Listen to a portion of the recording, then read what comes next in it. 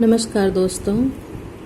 हिमालय की ओर मेरे पलायन में बाधा, इसके पहले प्रकरण 4 में हमने पढ़ा था। तो उसमें आप लोगों ने सुना था कि अमर को और योगानंद जी को उनके भाई के कहने पर एक पुलिस अफसर अपने पास बैठाया हुआ था और फिर ये जानने के बाद कि उनकी आध्यात्मिकता में रुचि है तो उनको ये बहुत पहुँचे हुए योगी के बारे में भी बताते हैं और साथ ही उसके साथ साथ उस चमत्कार के संबंध में छपी हुई समाचार पत्र की कतरन भी योगानंद जी को दिखाते हैं। एक सनसनीखेज समाचार पत्र में साधारणतः जिस तरह तोड़ मरोड़ कर समाचार प्रकाशित किए जाते हैं, खेद है कि इसका भारत में भी अभाव नहीं है। उसी तरह संवाददाता ने भी अपने विवरण में घटना को कुछ बढ़ा चढ़ाकर छाप दिया था। उसमें लिखा था कि साधु का सिर ही धड़ से लगभग अलग हो गया था और जबकि उनका अलग हुआ था हाथ।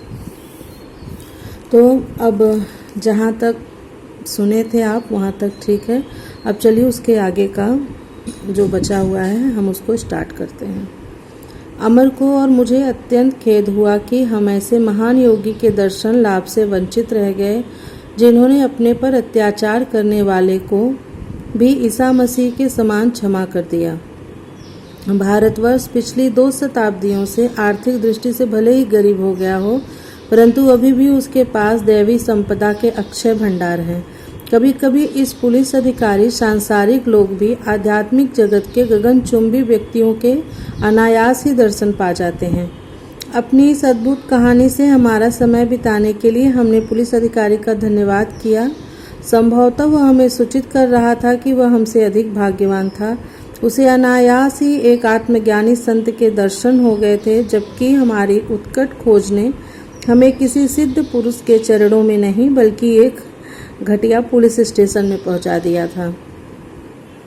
हिमालय के कितने निकट किंतु फिर भी बंधन में होने के कारण कितने दूर। मैंने अमर से कहा कि इस बंधन से मुक्त होने के लिए मेरा मन दुगने उत्साह से जोर मार रहा है। अवसर मिलते ही यहाँ से खिसक चलें। पुण्य तीर्थ ऋषिकेश तक तो हम पैदल भी जा सकते हैं। प्रोत्साहन देने के लिए मैं मुस्कुराया, परंतु मेरा मित्र उस समय निराशावादी बन गया था जैसे ही हमसे पैसे का मजबूत सहारा छीन लिया गया था। यदि हम ऐसे खतरनाक जंगल से पैदल चलेंगे तो उस साधु संतों के नगर में नहीं बल्कि बाघों के पेट में पहुंच जाएंगे। अनंत और अमर के भाई 3 दिन बाद पहुंचे। अमर ने मुक्ति के आनंद से अपने भाई का सस्नेह स्वागत किया, परंतु मुझे इस पुनर्मिलन में कोई रुचि नहीं थी। अनंत को मुझसे कठोर उलाहने के अतिरिक्त और कुछ नहीं मिला। तुम्हारे मन की भावना मैं समझता हूँ, अनंतदास सांत्वनादायक शब्दों में बोले। मैं तुमसे केवल इतना ही चाहता हूँ कि तुम एक बार मेरे साथ बनारस चलो, वहाँ एक विशिष्ट संत से मिल लो और वहाँ से फिर कुछ दिनों के लिए दुखित पिताजी से मिलने कोलकाता चले जाओ। उसके बाद तुम यहाँ अपने गुरु की खोज पुनः आरंभ कर सकते हो। यहाँ पर अमर हमारे वार्तालाप में टपक पड़ा। उसने कहा कि मेरे साथ पुनः हरिद्वार आने का उसका कोई इरादा नहीं है। वह पारिवारिक स्नेह सुधा का उपभोग कर रहा था, परंतु मुझे विश्वास था कि मैं कभी भी अपने गुरु की खोज का परित्याग नहीं करूंगा।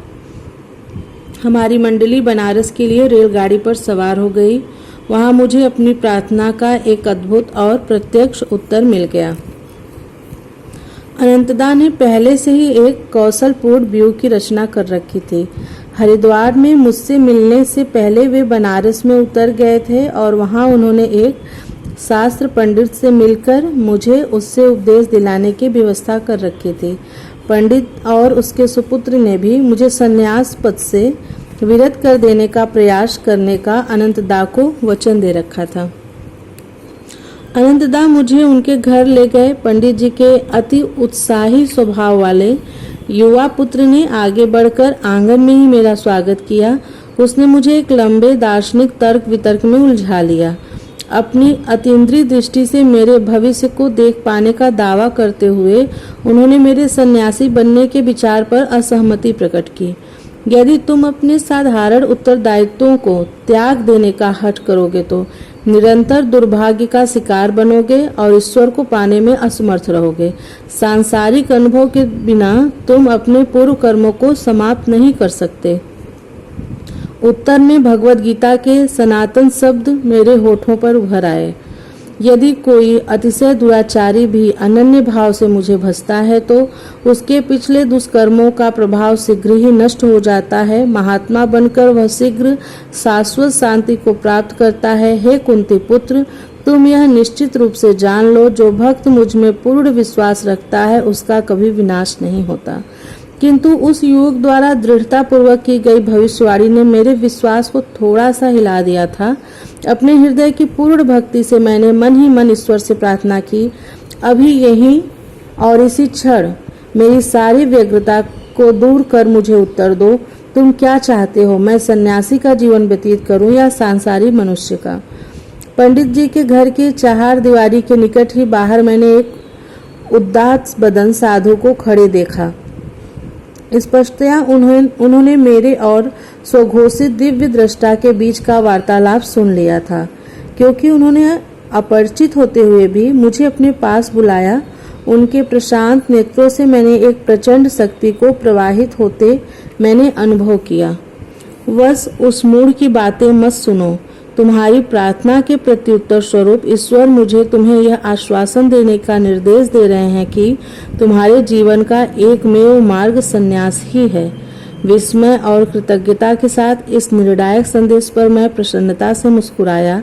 उस आदमी से दूर होकर इधर चले आओ। आंगन से वह मूढ़ मुझे बुला रहा था। मेरे उस संतवत मार्गदर्शक ने आशीर्वाद मुद्रा में हाथ उठाया और वे धीरे धीरे चले गए। वह साधु भी तुम्हारे समान पागल ही है। यह मनोज्ञ टिप्पणी करने वाले श्वेत केशधारी पंडित जी थे। वे और उनके सुपुत्र मेरी ओर सोचनीय दृष्टि से देख रहे थे। मैंने सुना है कि उसने भी ईश्वर की संदिग्ध खोज के लिए अपना घर बार छोड़ दिया। मैंने मुंह फेर लिया। आनंददा की ओर मुड़कर मैंने कहा कि मैं इन लोगों से और किसी तर्क में नहीं उलझना चाहता। मेरे हतोत्साहित भाई तत्काल प्रस्थान के लिए मान गए। हम लोग शीघ्र ही कोलकाता जाने वाली गाड़ी पर सवार हो गए। श्रीमान गुप्तचर जी, यह तो बताइए कि आपको कैसे पता चला कि मैं दो साथियों के साथ भागा हूँ? मैंने अपनी उबलती जिज्ञासा शांत करने के लिए घर जाते हुए रास्ते में अनंतदास से पूछा। वे शरारत भरे ढंग से मुस्कुराए। तुम्हारे स्कूल में मुझे पता चल गया कि अमर अपनी कक्षा से बाहर चला गया था और लौटकर नहीं आया था। मैं अगले दिन सुबह उसके घर गया और वहाँ एक निशान लगाया हुआ एक टाइम टेबल खोज निकाला। अमर के पिता उसी समय घोड़ा गाड़ी से बाहर जा रहे थे और कोचवान से बातें कर रहे थे।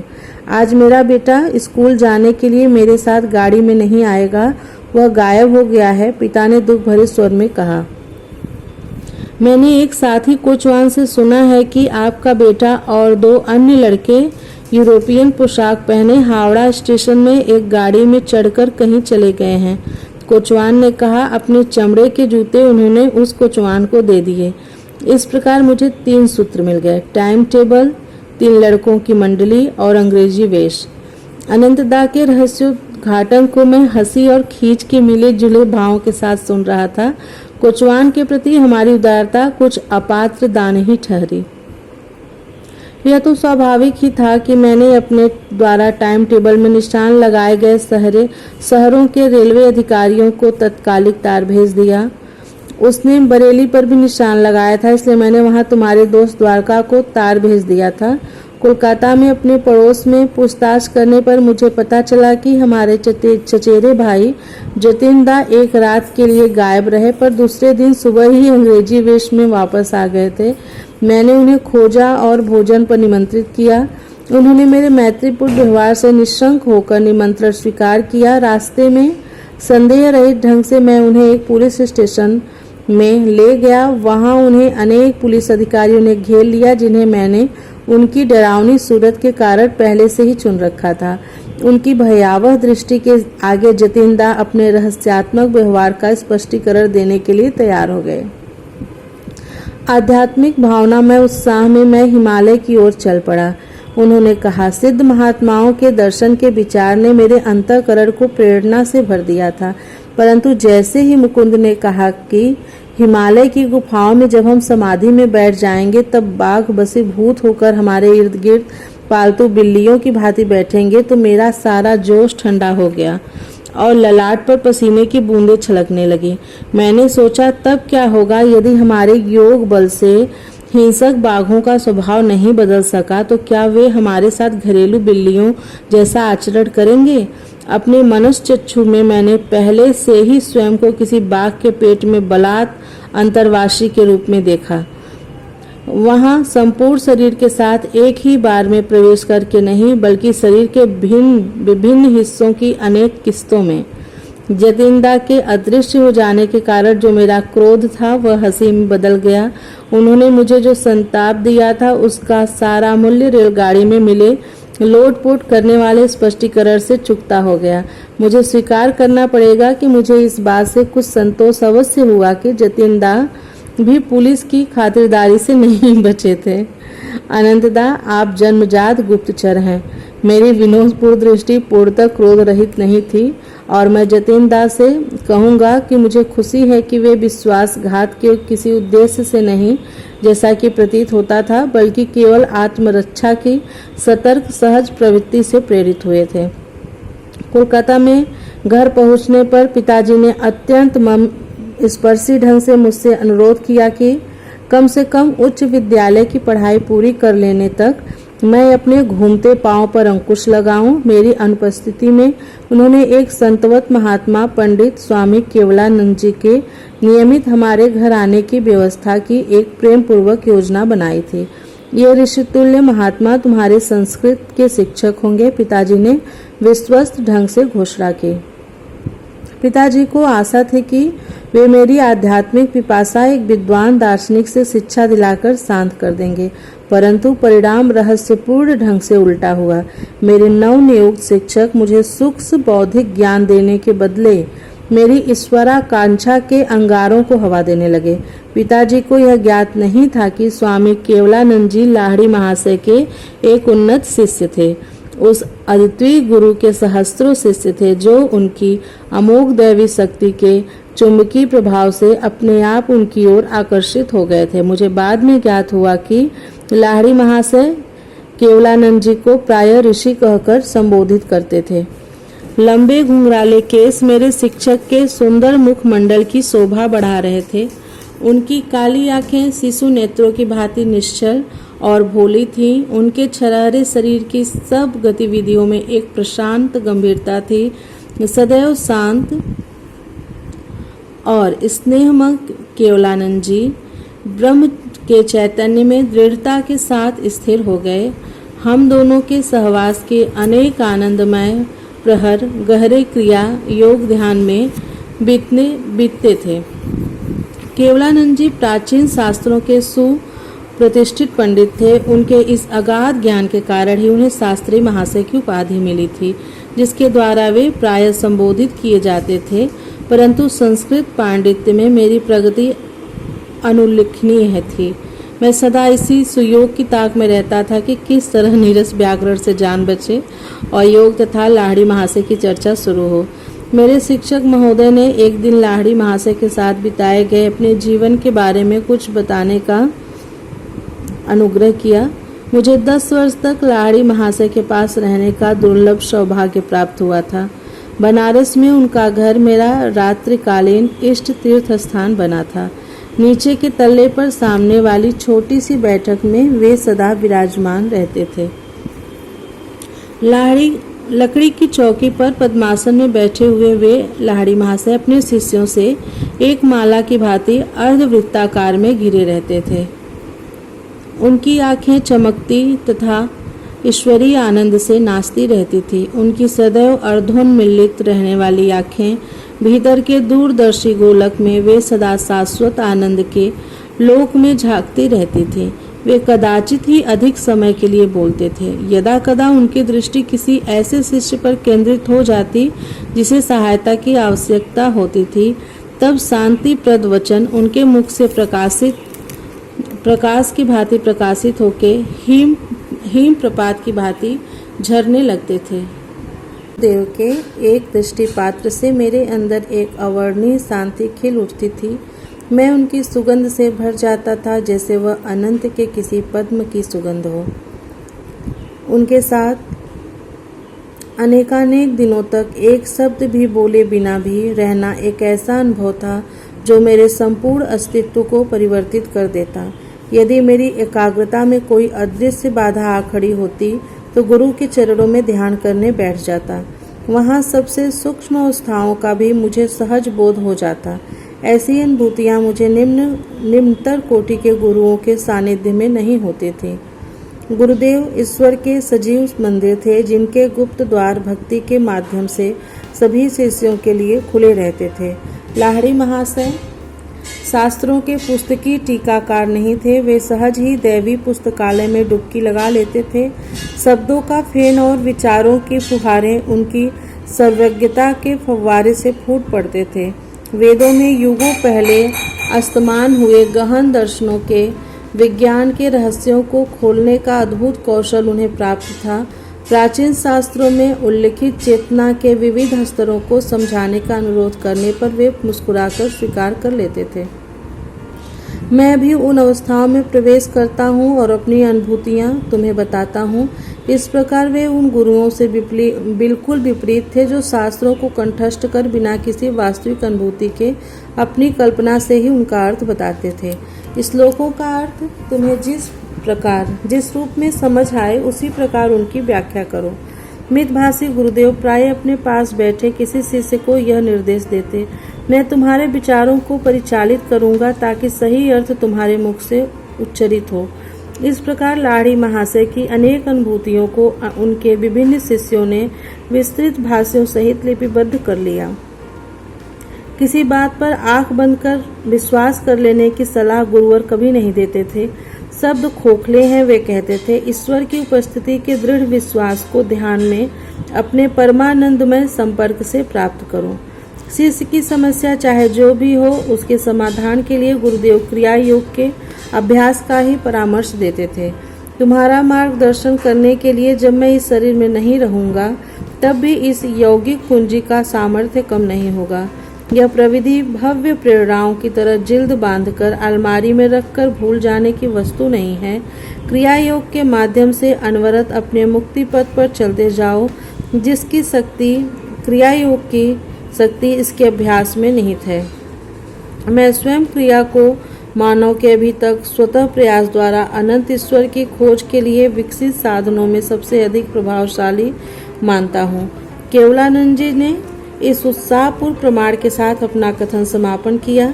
इसके अभ्यास से सभी मनुष्यों में छिपे सर्वव्यापी ईश्वर लाहिड़ी महाशय और उनके अनेक शिष्यों की देह में प्रत्यक्ष रूप से अवस्थित हुए प्रकट।